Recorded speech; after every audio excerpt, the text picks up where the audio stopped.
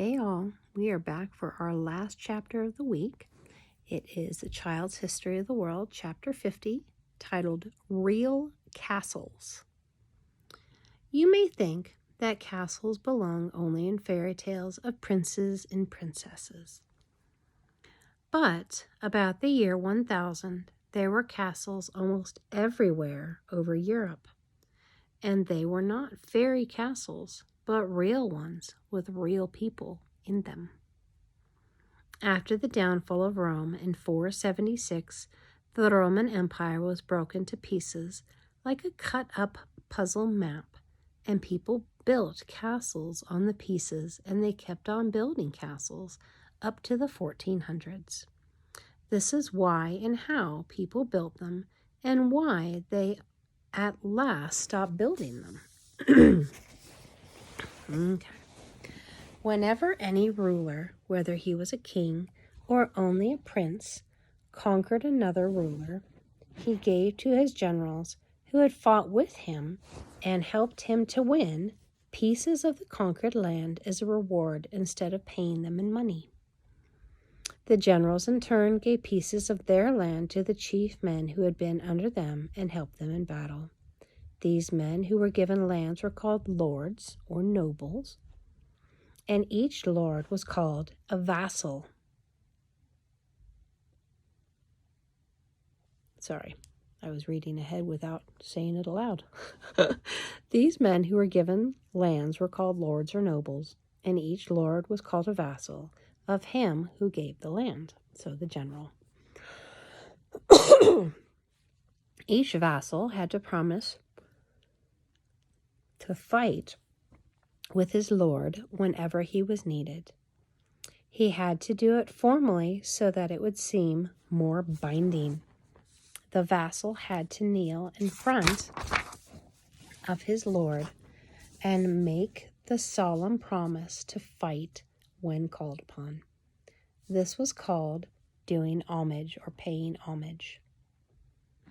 Then, once a year at least thereafter, he had to make the same promise over again.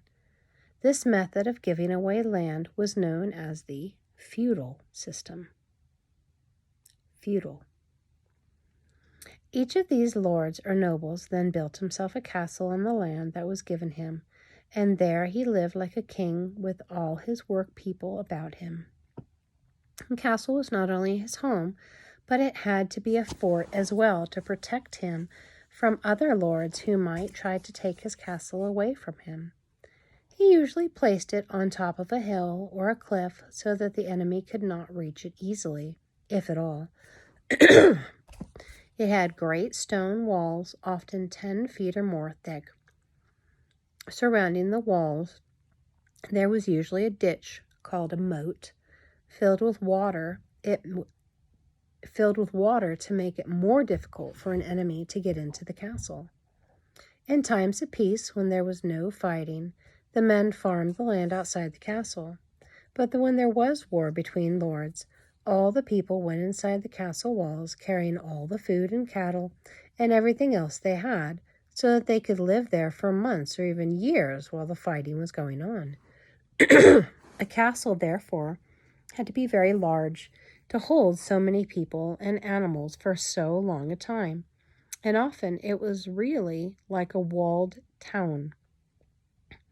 Medieval women managed many of the things that went on inside the castle: cooking, spinning, weaving cloth, overseeing the servants, and taking care of the animals.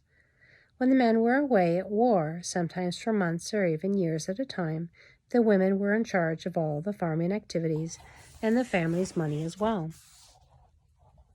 Because there were so many wars, many women became widows. In that case, they took total charge of their family estate. Inside the walls of the castle were many smaller buildings to house the people and animals and for cooking and storing the food. There might even be a church or chapel. The chief building was, of course, the house of the Lord himself, and this was called the keep. The main room of the keep was the great hall, which was like a large living room and dining room combined. Here, meals were served at tables which were simply long and wide boards placed on something to hold them up. These boards were taken down and put away after the meal was over. This is where we get the name boarding and boarding houses. There were no forks, nor spoons, nor plates, nor saucers, nor napkins.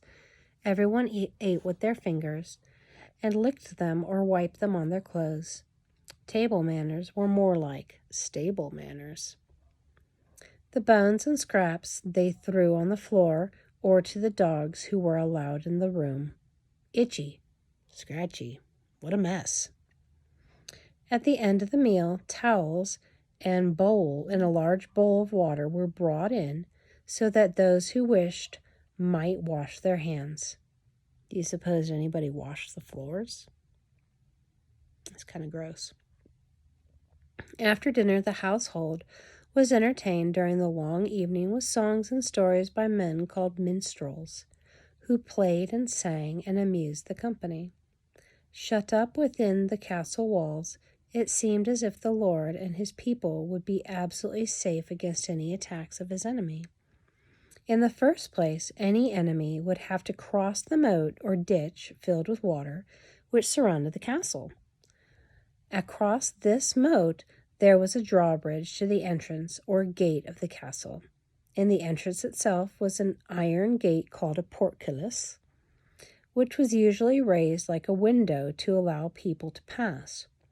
In times of war, the drawbridge was raised, but in case an enemy was seen approaching and there was not time to raise the drawbridge, the portcullis could be dropped at a moment's notice. When the drawbridge was raised, there was no way of getting into the castle except by crossing the moat. Anyone trying to do this would have been stoned or melted tar thrown down on him. Instead of windows in the wall of the castle, there were only slits through which the fighters could shoot arrows at the enemy. At the same time, it was very difficult for anyone on the outside to hit the small crack-like opening with an arrow. Yet, attacks were made on castles.